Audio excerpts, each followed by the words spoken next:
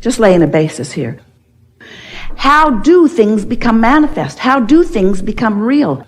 This is the discussion that all humans really want to have, even though you don't know you want to have it in this framework. You really do. How does it become my life experience instead of just an idea of something that I want? As a basis of understanding, the distinction that we like to make between motivation and inspiration. As you care about how you feel, and so you've deliberately reached for thoughts that feel good, so you're wobble-free. Now, law of attraction responding to your point of attraction. Soon, other things that match the pure frequency that you've got going will begin to occur to you. This conversation is really about, if you've been listening to us for a while, and you heard us talking about upstream and downstream, you've heard us talking about the vortex, get in the vortex, get in the vortex, get in the vortex. And then we began talking about your point of attraction. For a while we called it the grid. Your point of attraction, where what's in the vortex, which is the vibrational version, comes in to your see it, hear it, smell it, taste it, touch it version. In other words, that realization, such a good word, the realization where the idea, where the thought becomes a thing, or where the idea becomes something tangible. And we even want to call the idea itself more tangible than the idea that came before it. In other words, that movement. So there is this movement, there is this momentum from the vibration into the fuller realization of it. And that movement from the vibration into the fuller realization of it, we want to call inspiration. Because when you're tuned to the frequency of who you really are, then you're keen to the pieces that are coming to you. You're on the frequency of it. You don't have as many wild goose chases. It is a much more satisfying experience. Not only because it feels better as it unfolds, but it unfolds in a more dynamic way, you see. Where motivation is more like, I know what I want and I don't have it. And how am I going to get myself from this place that I don't want to be to this place that I do want to be? So my attention is upon what I don't want. So I'm going to make myself do this thing that I don't really want to do. So now I've given up the leverage of law of attraction's benefit. Let's say that more accurately. I've given up the leverage of alignment. Law of attraction is going to respond to whatever vibrational frequency you've got going on. I've given up the leverage of alignment, and I've exchanged it for the paltry, puny, weak action world, where I'm trying to convince someone. Have you ever tried to convince someone of something that you knew for sure would benefit them if they would just get it, only to discover that there are not enough words in the world or time in your life to make them get it under these conditions, because the vibrational frequencies are at such variance that they just can't hear you?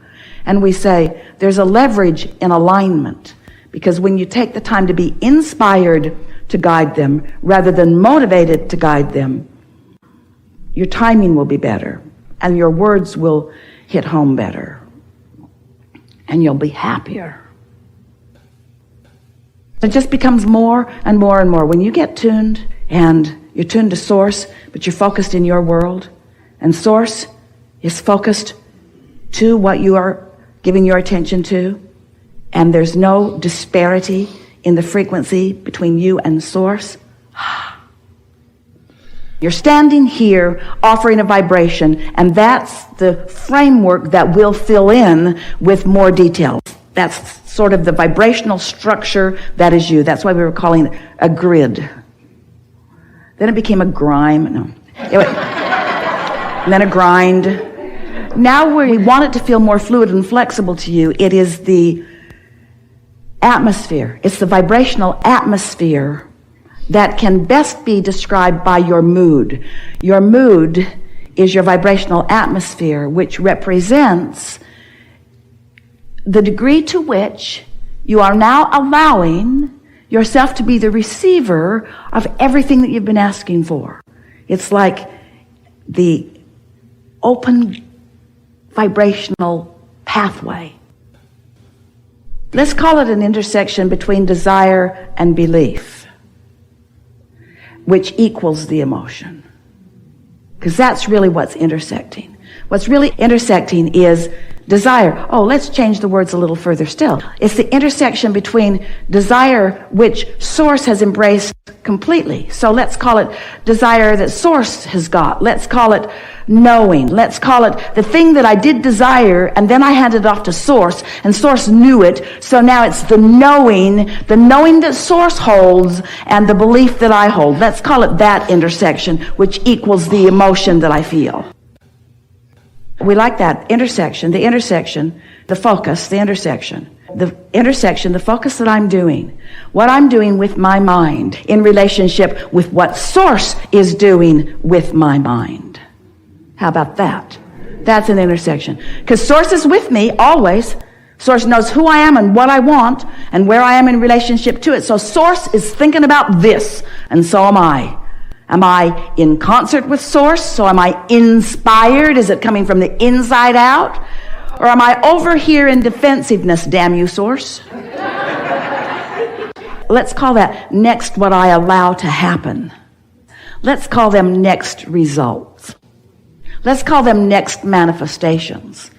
Let's call them next occurrences. Because when they're steps, you're motivating yourself. That was extra good. But when they are occurrences, when they are allowances, when I'm allowing it, aligning it, you just got a whiff of how Source feels right now, and you translated it through your physical senses. It became physical. Let's stay here for a minute. It became physical. It's starting to manifest. The idea started its manifestation right now. My physical body, my see it, hear it, smell it, taste it, touch it body is realizing the vibration of it because I was so on vibrational frequency point. So it was happening. But I have practiced the frequency, I and my physical body of it, consistently enough that I realized it. I translated, I knew it, my perspective held it, my perspective knew it. I blended with Source just now. I became Source, which is what inspiration is. Which means, from our perspective, letting your primary awareness and attention be to your vibration. Because your vibration is the most inside part of you. It's the inside as it is gets. So now what's happening to it? Because I've got a point of attraction going on. I have a point of attraction going on, and I realized it and I felt it. Now what's happening to that momentum? It's increasing. That's why it's becoming more and more and more and more and more and more. Well, momentum is because of law of attraction. That makes sense, doesn't it? When you give your attention to something, there is a vibration of your object of attention, which then becomes your vibration as well. As you focus there for as little as 17 seconds, that vibration increases because another thought equal to it joins it.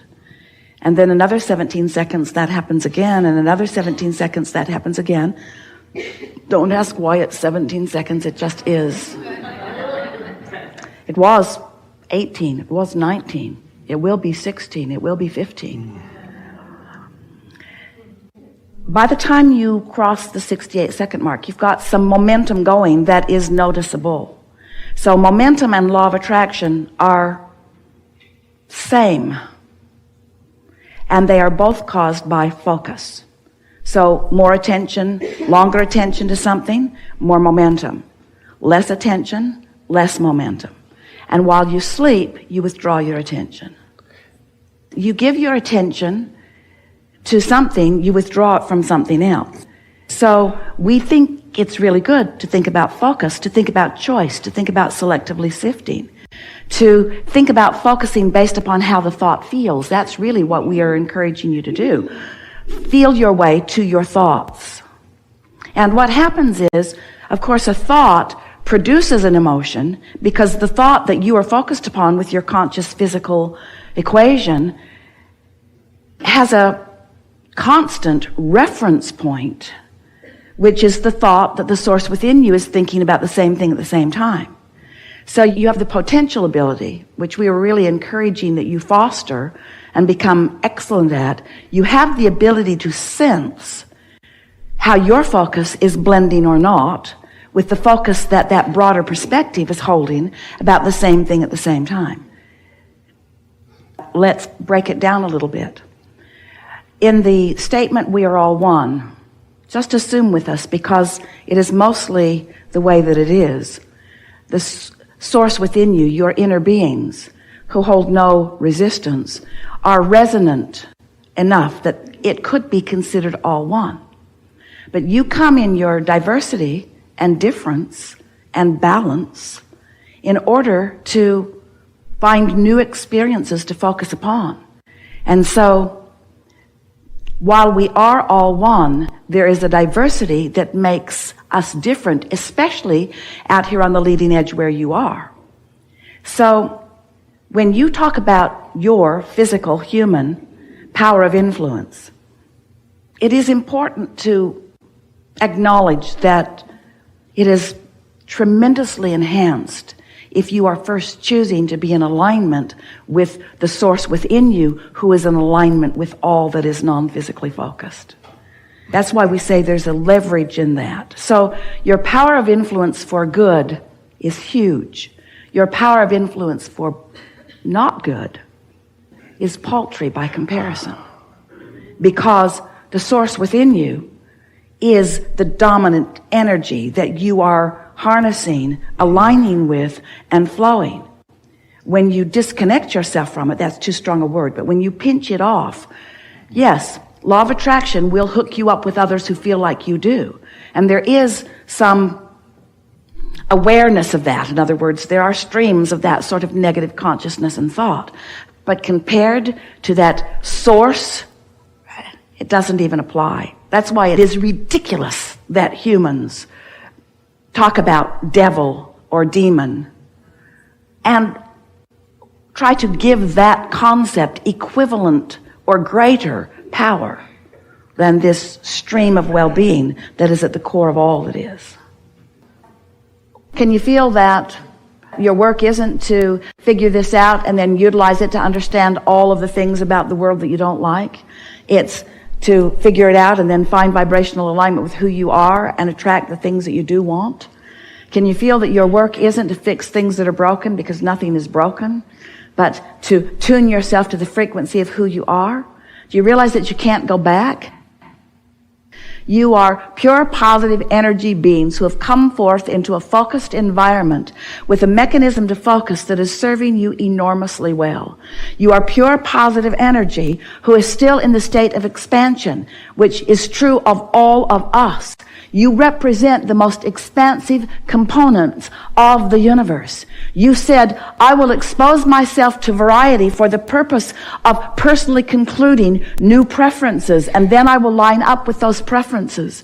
And we said, and we will be right there with you, and when you discover something that feels good to you, we will be in on the discovery, and we will hold the vibrational frequency of it, knowing that your association with the frequency that we are not establishing, but continuing, that we are focusing upon and adding emphasis to, is more likely to be rediscovered by you again and again, because we are focused there. And then you said, I will reach for things that feel good. I will reach for thoughts that feel good. I will reach for words that feel good. I will reach for actions that feel good. And I will recognize the difference. And I will tune myself incrementally to the furthest most reaching that we are together able to accomplish.